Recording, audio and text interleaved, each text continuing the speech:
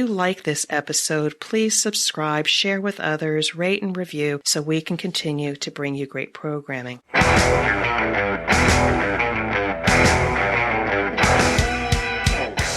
is The Thing About Cars, a podcast for car enthusiasts and the people who love them.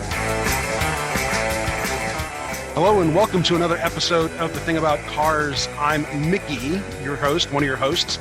Around the table, we've got Dave. How are you, Dave? I am well, Mickey. Thanks for having me. Yes, I'm glad we could do this. Our good friend Mary is joining us. Mary, how are you? I'm doing very well. Excellent. Ben, how are you, Ben? Hey, I'm all right. How about you? I'm fantastic. And our special guest for the day, Fred. Fred, how are you?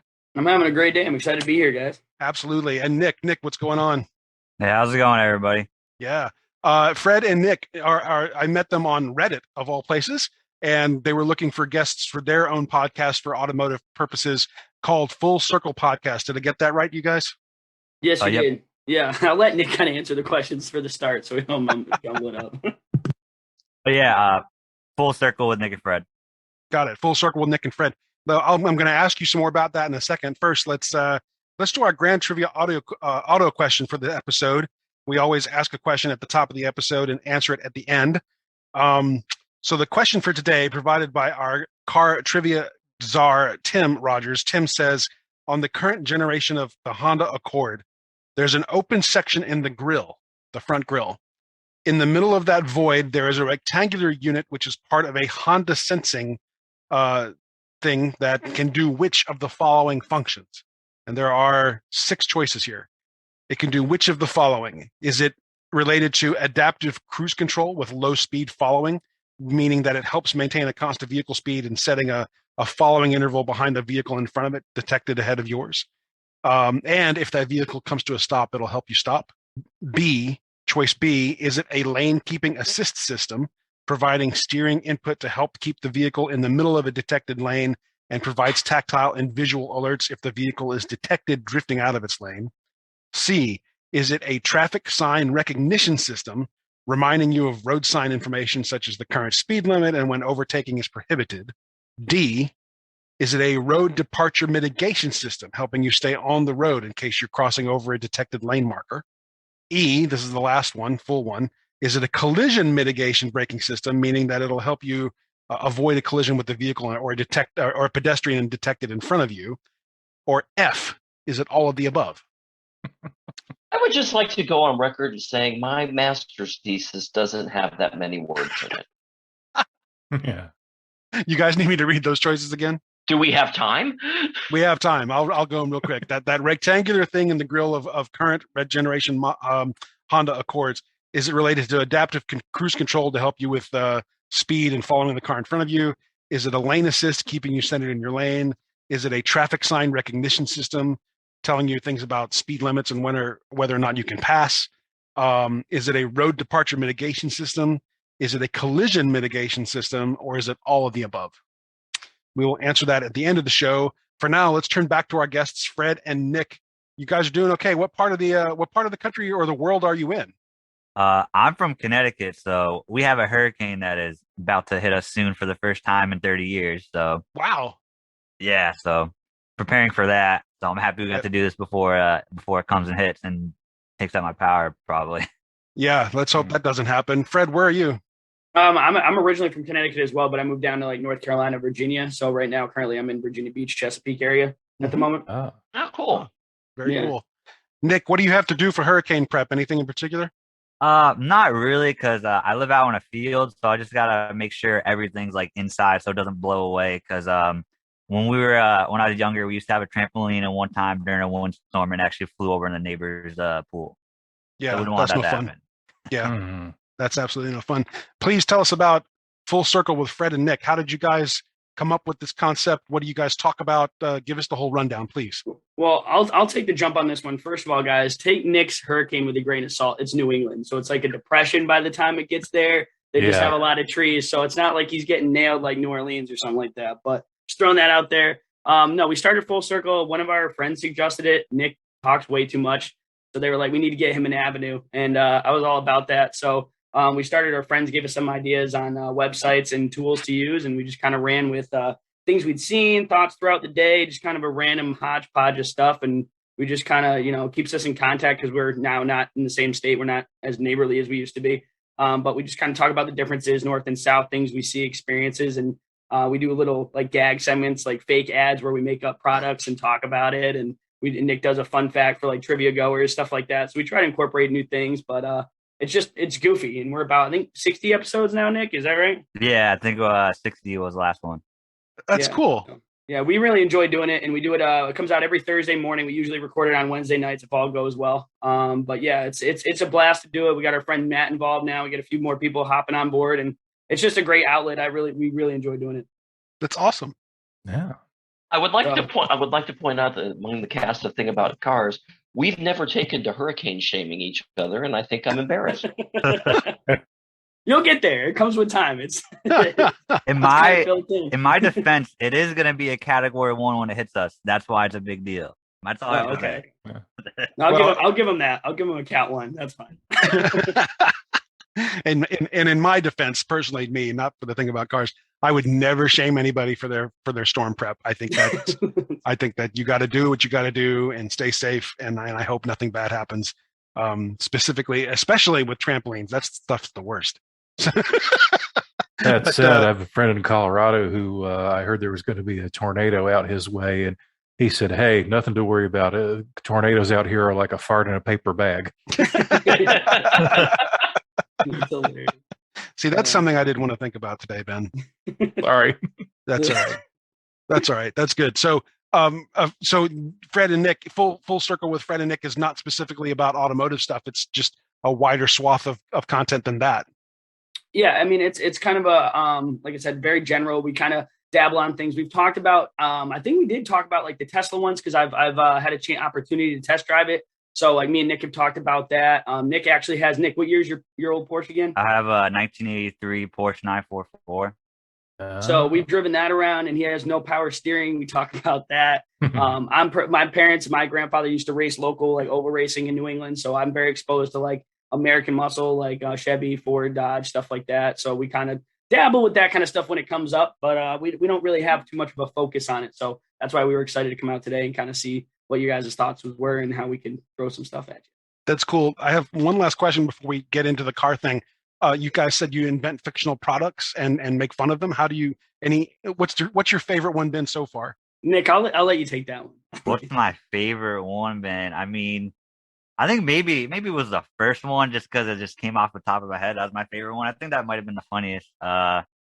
It was just basically, it wasn't even a fictional product. It was just me just saying like, hey, you're tired of walking? Why don't you just use a wheelchair? And that was basically the product. We do a lot of random stuff. I think we made up things like Nick complains how I chew loud. So I think there was like the Chew Silencer 3000 or something that was guaranteed to reduce chew noise by 70%. So we just kind of do these goofy little things and just kind of roll with it. But whatever pops into mind. I wonder if I can get one of those for my personality. I can do one for cars if you really want to get crazy with it. Mary, you got any questions for our guests before I get into this? So you just decided you wanted to do a podcast. How did you decide that was the avenue for this particular outlet? A few of our friends had given us ideas on what kind of to go around. And I mean, I have a face for radio, but I don't know anybody in radio. So this was the next best option. It was cost effective, and it was just something that we could do, and kind of it's flexible. So we could change the day of the week. We could change how many times we were doing it. And, we could kind of promote it on our own segment and on our own fashion. So we really enjoyed doing it. And it was just something that we kind of started as like, let's see what happens. We were hoping we get one listen outside of our own because I know I listen to each one. But yeah, it kind of took off. I mean, for us, I think 30, 40 listens an episode is what we're at. And that's a big deal for us. But just two hometown kids just having fun, and we enjoy doing it, and anybody's willing to listen. Hey, that's the way to do it. That's great. Yeah. So I've got to describe the way we met, and that sort of segues into the next piece, which is Nick put something out on Reddit that said, I want to have some help pranking my friend about his car. Can someone help come online and make fun of his Mustang? And I got the specs on the Mustang, and I saw some pictures of it. And I turned the pictures over to the gang, and they helped me come up with a few lines to try to roast him gently about his Mustang. And then what happened, Fred? Well, I will say that first of all, thank you for making that subreddit. I like that. I'm glad that we kind of dove into that a little bit and found that out. But yeah, I saw Nick's post because he's not very discreet. So I saw that and I was like, I'm going to find a way to reverse prank. I'm going to say I sold the car. I'm going to come up with something. And I don't know. I don't know if Nick got a little shy during the interview or what happened, but he didn't really get there. So I kind of brought up that I saw the post and kind of shut it down. But I got to say, Mickey, your liners were amazing. Do you still have those? Because those one-liners, they were good. One of the things I was going to say as well, at least I don't drive what was it, a 2004 Mustang GT? Yeah, 2015. Yeah, 2015, my bad. So Yeah, 2015 Mustang. And then Ben had a great line, which I used, which was, I bet those underbody lights are getting him laid all over town. It was awesome. And the reality is it's a beautiful car. It's a very nice, well-kept, slick car. And but yeah, we did not get a chance to do the full gently roasting thing, and Fred completely surprised us in that he knew about the alleged prank already. So let's talk about the Mustang. Did you pick that car specifically for it being the Mustang, or how did you come across it? I'm actually really glad that you asked that, Mickey, because it's like I said, my grandfather ran open wheel modifieds, like I said, in New England. Big Ford guy. He had a Ford F, I think it was 250 black my entire life. Every 4 years, 5 years, when that loan was up, he'd get another one.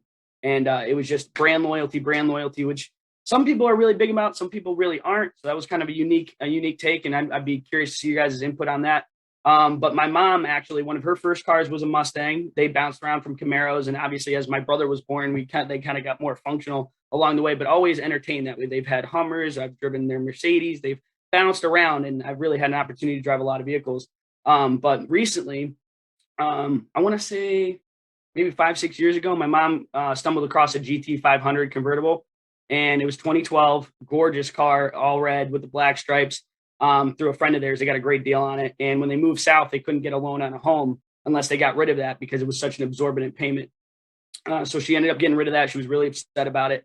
And I ended up working at Volkswagen when I moved down south. And a kid turned in a 2015 Mustang in the ruby red, like the more of the maroon color. And he did everything on the stage 2 suspension. I mean, the exhaust was all done, everything tuned. It was just gorgeous. And I brought it to my parents at a restaurant they were eating at, because they were like, no cars. I'm like, no, you need to see this one. So I brought it out to him, and my dad's like, okay, you can run the numbers. And I was like, all right, it sounds like a plan. Yeah. But she's had that car forever, and it just, they've had multiple vehicles, so they don't run high mileage. We use it on nice trips, and we go out every now and then, 6-speed manual transmission, gorgeous car. And I was like, I want something like that. And when it came across my path, I got one. So I have the same thing. It's a base GT, but it's a 2015 as well, relatively low mileage. And I was like, this is it. This is the one I wanted. Very cool. And how does it drive? Oh, it's amazing. It's amazing. I learned a lot through the car community, which I find really cool. I love going out and meeting people through that avenue. But I did throw a little bit wider tires on the back, nothing crazy, no drag slicks, anything like that. But I was actually dumbfounded at how well it handled. I never realized that it would actually grip and handle as well as it did, even over 1.5 inches on either tire in the back. But it is one of my favorite cars to drive. The power is amazing. It's smooth. It sounds great. I mean, it's just an amazing car. I'm surprised to hear you describe it as smooth. The one thing I've heard about Mustangs is that they're fast and they're somewhat nimble, but I've heard the ride can be kind of rough. It can be. My mom's, like I said, has that lower suspension. She's a lot closer to the ground. She can barely clear a Wendy's cup. I know, because she's blown one up in front of me, just ran that sucker right over. But yeah, I mean, when it's closer to the ground, you feel every bump, you feel everything, but it definitely glues as well. So if you want their performance, it's kind of give and take. But yeah, I mean, mine, I haven't lowered in any capacity. Which mostly, I mean, you come up towards the Virginia, you start getting a little bit more north. They have those divots from road to driveway. And I was like, I'm not taking that gamble. So I kind of left mine at stock height, but yeah, I mean, I get a little bit more flexibility in the bumps, but I think it's relatively smooth in comparison. Yeah. Very cool. Yeah, I appreciate it. Like I said, it's an impressive car, and I've been lately thinking about the convertible thing myself, and Mustang's definitely on the list. If I ever make any serious money again, then that may have to be an acquisition. So absolutely. Yeah. Do you mind me asking, like, what kind of got you guys into this avenue? I mean, I know I've gotten to talk to you, Mickey, but kind of from the board's perspective around the table, what kind of brought you guys to this central idea? We were having a party at Mary's house, and she said to us that, can you guys fix my art car? And and we went out there and sprayed it with like hot pink Plastidip and glitter. And I I'm just making shit up. I just you are, but it's a good story, so we'll go with it. The sad thing is it is plausible. It is That could beyond. have happened. The only thing is that it's not my house. We filled the tires with easy cheese. It's the garage mahal. Ben, how did we get this thing started? Well, a long time ago. Oh goodness, I forget what year it was, but it's been 5 or 6 years. You called me one day and said, "Hey, I know a junkyard that's about to close. Do you want to go look at it?" I said, "Sure." And we went to, it wasn't a very big one, and it had a lot of old rusty cars. I actually still had some things from the 50s in there that were way too far gone to be any good to restore or even take parts off of for anybody. And we're walking around just wistfully looking at all this stuff. It just seems almost like art, the way all this rust is draped over the landscape. And I believe at one point during a lull, you just kind of turned to me and said, "Hey, let's do a podcast about cars." and Ben said, "I already have the name for it." And that was history right there. Well, I didn't have the name that fast, but I basically said, "Okay." I kind of shrugged and said, "All right, well, it's another one of his crazy ideas. I'll go along for the ride." And here we are all these years later. Right. And what happened was, and he's right. That was exactly how it happened. We went out to go look at the scrapyard. Virtually everything in that scrapyard was completely not restorable. And yet we just kept talking. We just kept talking and talking and talking about cars and car issues and car history. We went to lunch and we kept on talking. I think from my perspective, I finally looked at my watch and it said 2 p.m. We had started at something like 9 or 10 a.m. that morning. And I'm like, "Ben, these are great conversations. We should record these." And that's where the whole thing started. So, for one of the first things we did was to try to differentiate ourselves from most of the other car podcasts, is to make sure we had a woman with us on mic for every show we've done. And we've succeeded in doing that. We have a number of great friends that we get to work with. Mary in particular has dirt on all of us, so we make sure that she gets enough mic time, right, Mary? Absolutely. Dave more than the rest of you, but yes. Yeah.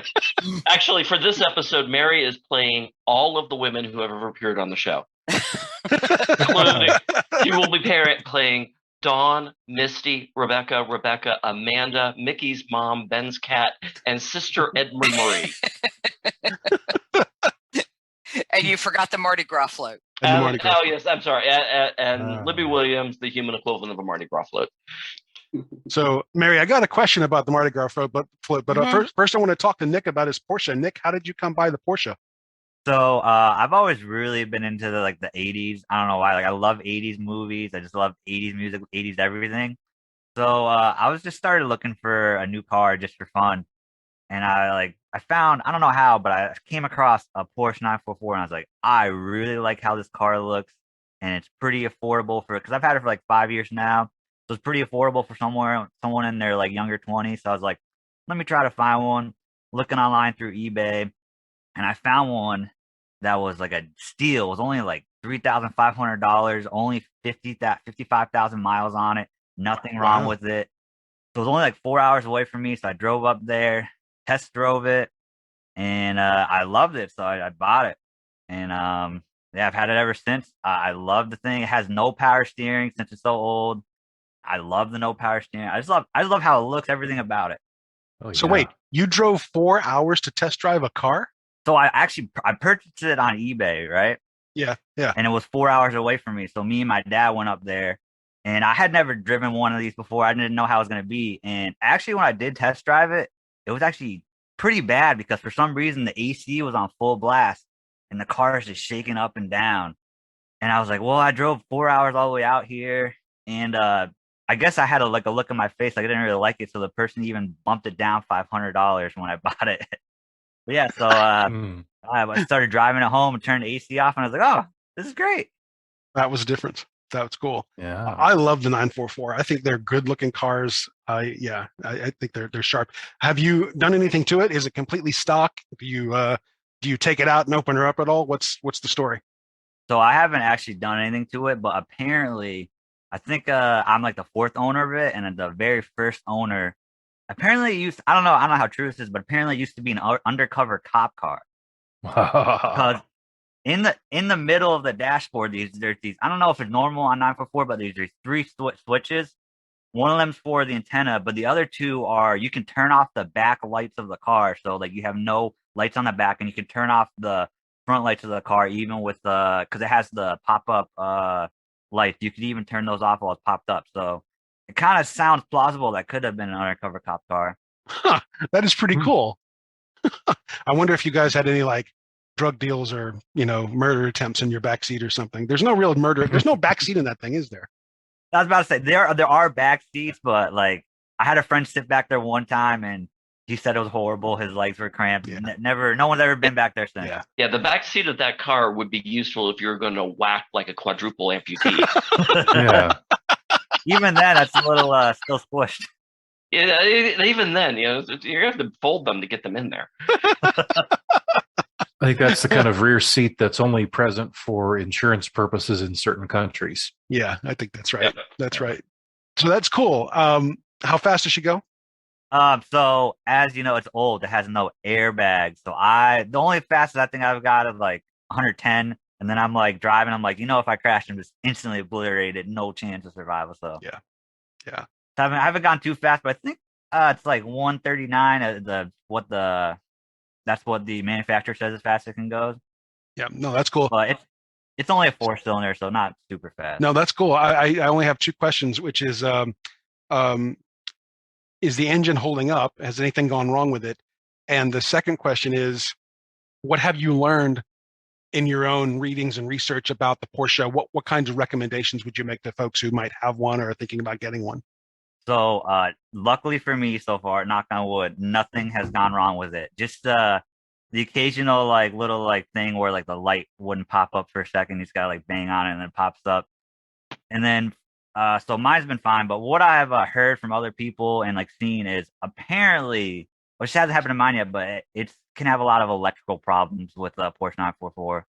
So I have noticed I have like one little light in my back that's been out, and I haven't been able to get it back on.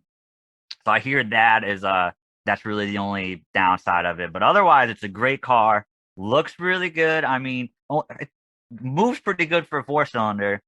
I mean, if you wanted to go fast, I do have a turbo, I'm pretty sure as well. Yeah. I don't have the turbo model, but yeah, no, that's sweet.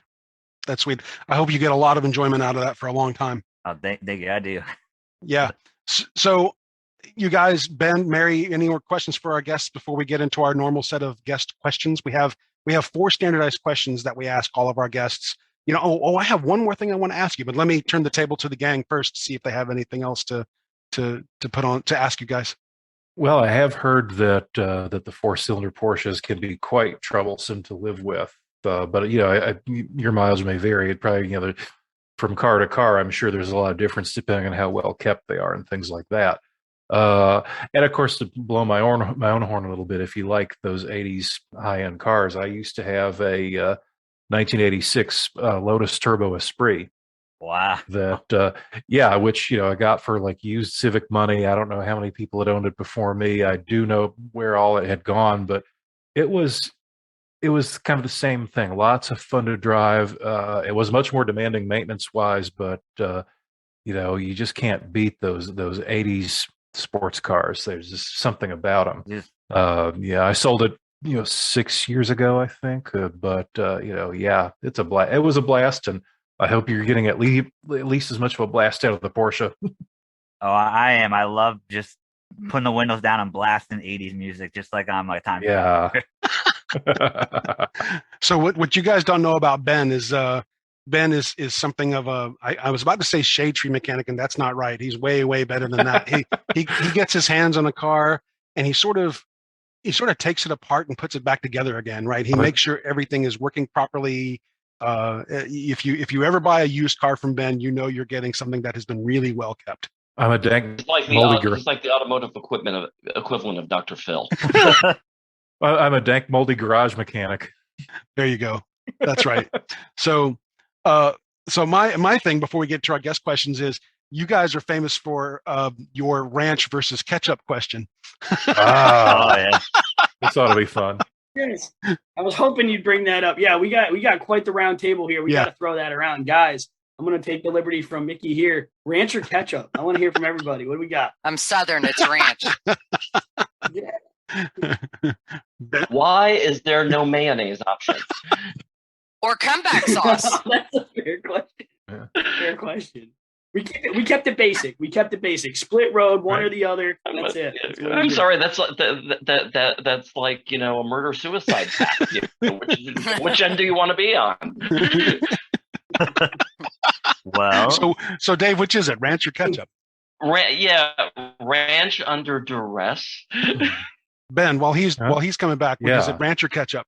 Well, it depends on the context, I suppose. But that said, if ketchup will work on it, then barbecue sauce will probably work better. And Mary, you said something about the comeback sauce. What's that? Okay, so I guess I'm the only true Southerner of the group. Comeback sauce is exceptionally Southern, but it's basically not unlike a combination of ketchup and ranch. Wait, really? Mayo. Yeah. I think I've seen it once somewhere. Interesting. I know I have too. Yeah. Yeah. But Dave, you were saying you would pick ranch under duress? Under duress, yes. First of all, growing up in the Midwest, there is a sense that ketchup is the condiment for kids. And so at some point, like if you're having hot past ketchup, to more sophisticated flavors. Nick, what was your preferred favorite here? Mine was ketchup. I'm a ketchup guy. Yeah. So I'm quite sad to see no one take my side. Well, it's too bad Misty's not here because she could tell us all about that curry ketchup that they have in Europe. Yeah, curry ketchup. Curry ketchup is delicious. There's a variety of spiced ketchups. If you guys are ever near an Indian grocery store, Right. There's some, and some of them are really good actually. But I'll defend Nick. This is a really hard choice, and it certainly depends on the application. But if someone handed me a pile of French fries and said ranch or ketchup, I'm probably picking the ranch. I'm sorry, Nick. Oh man! Wow, I have to go, guys. Nice joining you. I have to go get some ketchup. Now, out of curiosity, Mickey, if someone handed you a big pile of salad, ranch or ketchup? Caesar. I can, yeah. Well, and again, to Nick's defense, I have been known to grab ketchup when we're out for fries and just doctor it, right? I'll put like pepper and stuff in it and then use that on my fries. And that stuff is awesome. People look at me funny when I do it, but if I put the pepper in my fries, that's just a whole different level of ketchup to me. So I'm a big fan of that. Mickey, I just want to throw it out there. I mean, I know this kind of answers Dave a little bit too. Like why? But Nick had a ketchup obsession as a kid, and as I got older, I developed it's like specifically Hidden Valley, which I won't get into, but it just kind of bloomed, and like that was one of the first things that we approached on our first episode, and we literally ask every guest that comes on our show that question. And we've literally, over the 60 shows we've had, I think we've had probably a handful of interviews, 5, 6, maybe more. And it's a legit split decision. So it is absolutely a hot topic, and I appreciate you letting us ask the table here today. There was a festival here in Atlanta one time that was sponsored by Hidden Valley. And we were there in the last hour of it, and they were just trying to get rid of product. And so my partner brought home a box of 200 packets of Hidden Valley ranch dressing. Wow. I'm so jealous. We learned to fry chicken in it. We learned to make eggs with it. I think there was a recipe for a monostat replacement that could be used. Oh my. That's awesome. Also something I didn't really want to think about this morning, Dave. Any automotive uses? Well, everybody's on that That's fuel it. now. That's it. That is exactly right. All right, so I've got 3 questions for you both, and then one random question that's just completely silly and unpredictable. Question for both of you: what is your dream car? Nick, why don't you take that one first? I think I'll have to go with a Porsche 911. Any particular year model? Any of them. I mean, they all look good. I do like the 80s ones, actually, with the big whale tail. Yeah. I would say a newer one, though. Yeah. Oh, they're beautiful cars. Fred, what about you? I mean, I think we all knew this was coming, but mine's a 67 fastback. I mean, if it could be the Bullet, it would be the Bullet. But those things, they don't make them like they used to. Too bad our friend Becca's not here. She would love to be involved in this conversation. I think Becca runs a little Facebook page called the Mustang Room, and she has almost a savant ability with Mustangs. I've seen her quote part and part number according to year model of Mustang. And so if you say, I need an air filter for a 1993, blah, blah, blah, she'll say, oh, that's 67A942Q. And, I'm like, how do you know this stuff? But anyway, all right. My second question for you both, where is your next road trip going to be? Ooh, Nick, you want this one? What do you want? I would say my next road trip would probably be go visit Fred in Virginia Beach. So that's like a 10-hour drive. So that's pretty far. There's a lot of visuals on that too. George Washington Bridge, you go through Jersey, and then I think the Delaware Bridge is pretty nice. Like you get a lot of visuals on that trip too, taking that one straight down. That's cool. What about you, Fred? Where are you going to go? They do this thing actually. If you guys are ever in the Carolinas, I'll recommend this to you as well. There's a thing called the Tail of the Dragon. It's out in I'm sure if you're a car enthusiast, you've heard of it at some point. But it's out, and I'm trying to think of Blue Ridge Parkway, I believe it's called, out in western North Carolina. But it's like wicked tight turns, and it's very actually quite dangerous out there. But they do Mustang runs. I have a friend of mine's dad who owns a Hyundai Veloster, and their group goes. I know Mini Coopers that go out there. I mean, everybody goes, and I want to check that out really bad. So I think that might be my next. Mary's done it in a bicycle. Really? Here's some advice. If you go to the Tail of the Dragon, go on a Wednesday. Why Wednesday? Can I ask Ben? What's up? Because it is such a highly overrated and overhyped area that all the idiots show up on weekends. And it just gets rowdy. Yeah, it's just so insane on Saturdays and Sundays, and it spills over into Mondays and Fridays, people taking long weekends.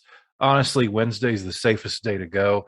And also, honestly, there are a lot of other roads in that area that are just as good, but don't have the name and hype around them, and you'll have those to yourself. All right, if you're going to have to add me on Facebook after this show because I need to know about those hidden tricks. But I've done this one on a motorcycle in the Lotus I used to have, and I think even a rental car once.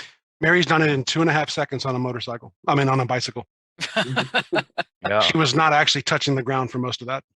That is an impressive feat. Yeah. Yeah. And you're believing everything this man says. Okay, then. Yeah. The most impressive thing I ever saw on the tail was a lumber truck, believe it or not. Really? I was on my motorcycle. I was off the North Carolina and I just gassed up and was about to go back the way I'd come.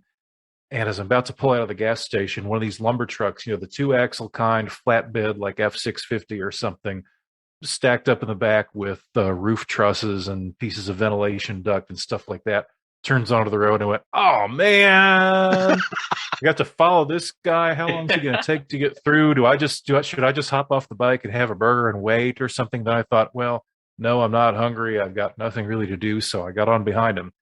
And I was glad I did because this guy must drive that truck through there all the damn time because that is a real thoroughfare for people who live up there. That's a way, if that road is blocked, it's hours to go around another way.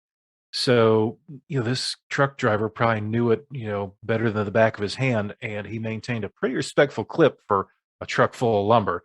And he knew at every moment exactly where to put each wheel. It was so much fun to watch from right behind him. It's a wildly narrow and twisty road, and that is impressive in itself. I am assuming you don't have any video of that. I have to ask. No, of course not. But tell you what, if you're ever down in North Georgia, I know some roads down here you'd really love too. There's one called the Wolf Pen Gap Road that is just out of this world. All right, Fred, what's the most fascinating thing you've ever seen on the road or in someone's garage? Oh, fascinating. It could be a landmark. It could be a vehicle. It could be, I don't know, a toy, anything. I think I'm gonna get a little beat up on this one if I get it wrong. But one of my dad's childhood friends, and this might have set it in motion. To be honest with you, when we were kids, we'd go out there. It was a road where he used to grow up, and it was his friend Joe, and he had, I want to say, same era, and this is why it just gets me, 60-something Camaro, and he had that thing in that midnight metallic purple, and he dragged it locally, so it had the wide tires on it. It was all modded out. I never had a chance. Now I was young, so I didn't get to really pick his brain as much as I'd love to. I'm sure he still has it too. Just babied it, sat in the garage when he wasn't on the track. It was garage. And that had to be the most amazing looking car. I mean, flawless paint. It just looked like an absolute, it sits in my brain, just sits there. I just love that car. That's cool. What about you, Nick? I just got to say one time when I was driving on the road, I saw like a legit replica of the Mystery Machine from Scooby-Doo. It was like completely painted and looked just like it. I thought that was crazy. I wanted to do one of those. I thought about getting a van and doing one of those, and my wife's like, "No, don't do that. That's overdone." I said, "Well, how about the A-Team van instead?" And she's like, "Yeah, that's a good idea." Yeah, So, 18. Ooh. so, so one random question for each of you, different question for each of you. Um, Nick, does pineapple belong on pizza? No. No. Okay. No. Very definitive no there. No hesitation at all. Ketchup, on the other hand, Yeah. Ketchup, does that belong on a pizza? More than pineapple, I'll say that. no, does ketchup belong on pineapple? Oh. No. I'll give you that. No. Okay, so he is not quite the zealot we thought he was. No. Ted Bundy, Nick Solid. Close. It's right there. That's pretty good. Nick, is there any kind of weird food that you eat that other people don't appreciate? Probably. All right. Probably I like putting ketchup on mashed potatoes. I don't do it as much anymore now that I'm older, but when I was younger, yes. Ketchup on mashed potatoes. I'm not going to judge. I knew a guy who literally used to make and eat ketchup sandwiches. Okay, I didn't go that far. Yeah. My mother would put them on scrambled eggs. Yeah. Never thought of that. Yeah. You know what's even weirder is mustard on scrambled eggs, but it works. Ooh. Yeah. Mary's never going to talk to me again, I think. Fred, my random question for you is, no, let's take this one. The zombie apocalypse has begun. You have an SUV and a baseball bat. Where's the first place you're going to go? Ooh, where's the first place I'm gonna go? This is right. I know I'm kind of just wrapping it all into the whole car theme, but I want to go to a racetrack and then just hope they're on there and just kind of, just go ripping around. I got a weird side story though, because you opened with an SUV and a baseball bat.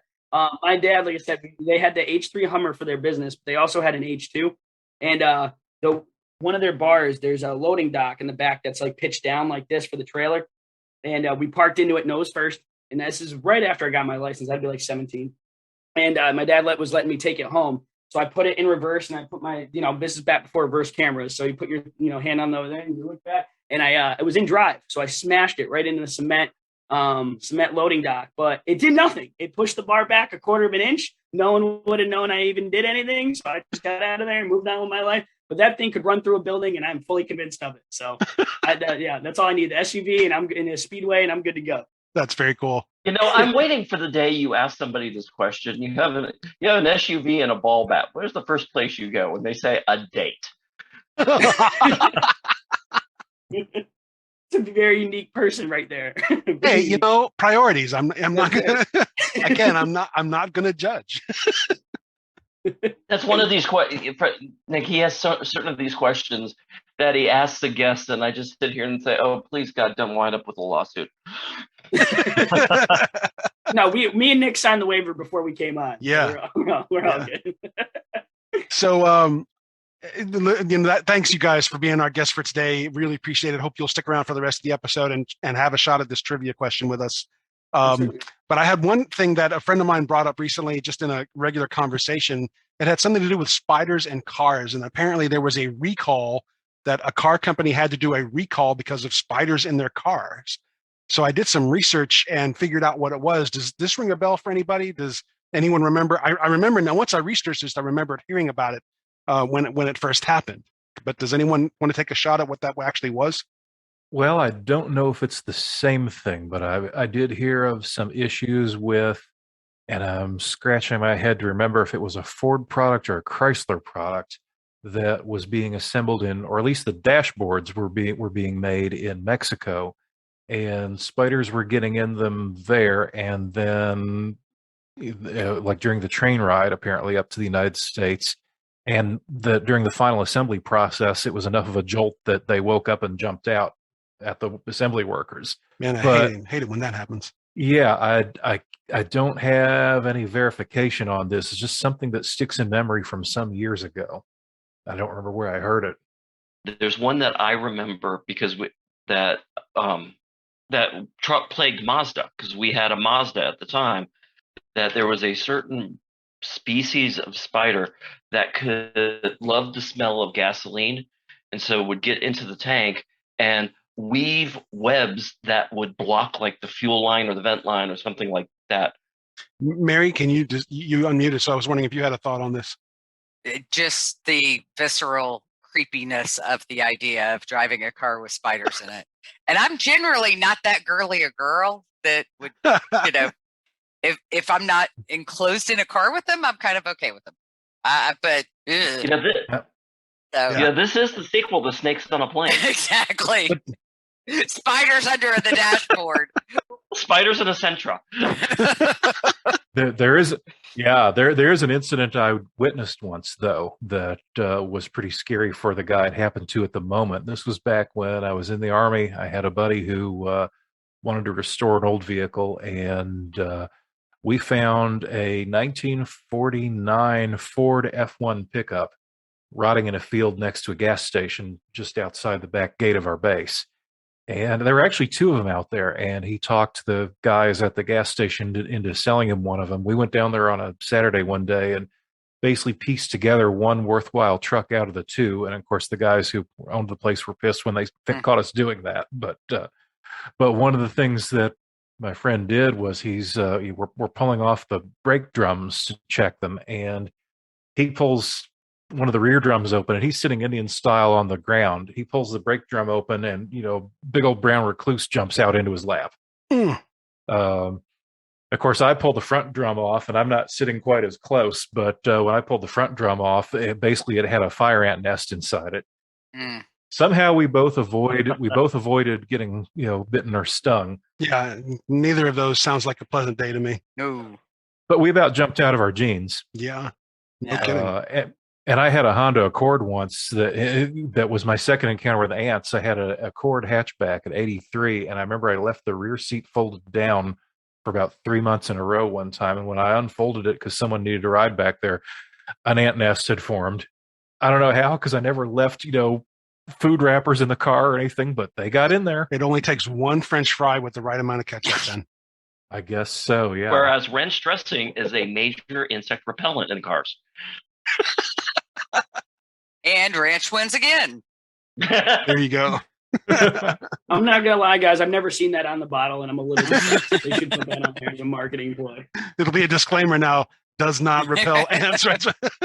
Here's the spoiler alert, though. When we make the sequel to Snakes on a Plane, Bugs in the Sentra, Samuel L. Jackson is going to defeat the spiders with Hidden Valley Ranch.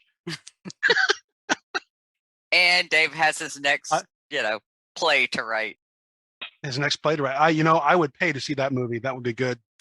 So the answer, the reality is Dave is right. It was Mazda's. I don't think it was the trucks that originally got recalled. I think it was a Mazda 6 series that got recalled specifically in Japan first, because yellow sac spiders were attracted to the smell of petrol, and they would do exactly that. They would somehow find their way into the tank via like an evap canister or something, and they would weave webs in there that would gum up the fuel lines.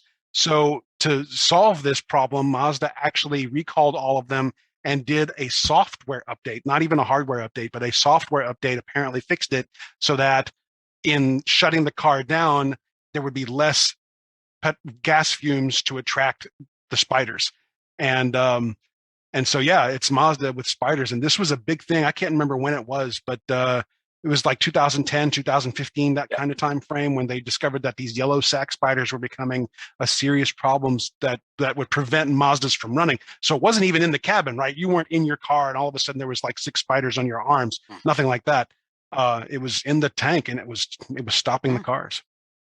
So anyway, that's our extra bit of sort of trivia for today. Let's wrap the show, shall we, and answer our grand trivia auto question? Let's shall. Yeah. Let's do it. So the question was, on the current generation of the Honda Accord, there's a rectangular opening in the grille that has this thing in it that senses a number of different things. It's either adaptive cruise control, it's either lane keeping assist, it's a traffic sign recognition system, a road departure mitigation system, a collision mitigating braking system, or all of the above. Fred, Nick, why don't you take your first guess on this? I'm going to have to go with all of the above. I've taken plenty of tests in my day, and all the above is always the answer. What do you think? I'm going to come at it with a different reasoning. I worked at Volkswagen for a little bit there back in 2015, and most of their newer stuff was the autonomous braking, the collision alert. So most of that sounds right. I don't know how I feel about the traffic sign one, but when I'm on edge, I pull the Nick Sawa and I go with all the above. So that's Got it. I'm going all the above. Mary, what do you think? Is it any one specific thing or what? I am more suspicious of the sign reading capability, so I'm going to go with A because that's the most logical for the adaptive cruise, which my Audi has, and I know I've got a center sensor, so I'll go with that one. Adaptive cruise control. Dave, how about you? The funny thing is I think I remember reading an article that Honda had a experimental traffic sign recognition system. So, you know what? Just for grins and tickles, I'm going to go with the traffic sign recognition system because I think it was C, and instead of going with all of the above, I was going with C if I don't know the answer. Yeah, right. There's some statistical validity to making that choice. It's kind of, Ben, last but not least, Ben, what do you think?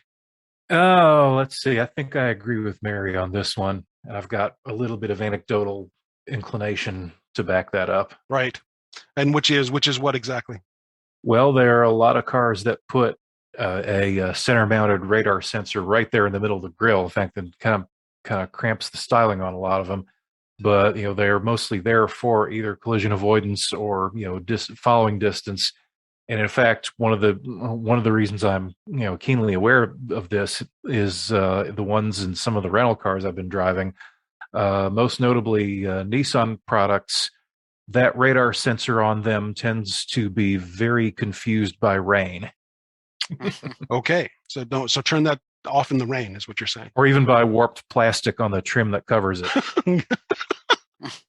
Yeah, I did actually, whip out my phone and spend several minutes trying to find a rental car company location to trade this freaking car in because I couldn't use cruise control on a long trip because the plastic over that radar sensor was a little warped and it was freaking it out. That would frustrate me to no end. Absolutely. Yeah. So the answer to this question is it adaptive cruise control? Is it lane keeping assist? Is it a traffic sign recognition system? Is it a road departure mitigation system, which I don't think anyone picked that one? Or is it collision mitigation braking system? The answer is, in fact, it is all of the above. So our guests, Fred and Nick, nailed it, all of the above. Congratulations, you guys. You got Grand Trivia Auto for the day. Tell us again about the name of your podcast, Full Circle with Fred and Nick, and how do people find it? I'll let Nick close us out. Go ahead and take it, Nick.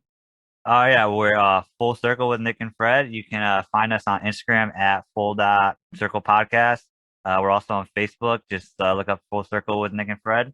And yeah, we're on iTunes, Spotify, anywhere you got podcasts. That's awesome. It's good stuff. You guys were a ton of fun when I was a guest on your show, and you've been a ton of fun guesting with us today. So thank you for taking the time. I can't wait to get this episode live.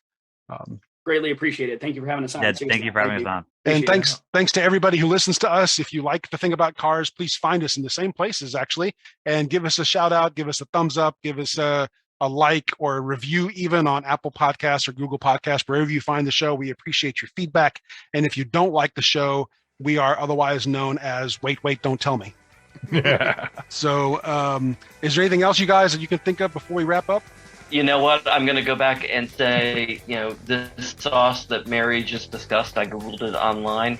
It is really a viable alternative to ranch and ketchup. Comeback sauce. Comeback sauce. Okay, we all have some research to do. We're going to come back next week and talk about comeback sauce. So, all right. Thanks, everybody, for listening. We will catch you with another episode of The Thing About Cars in about a week. Be safe. Take care.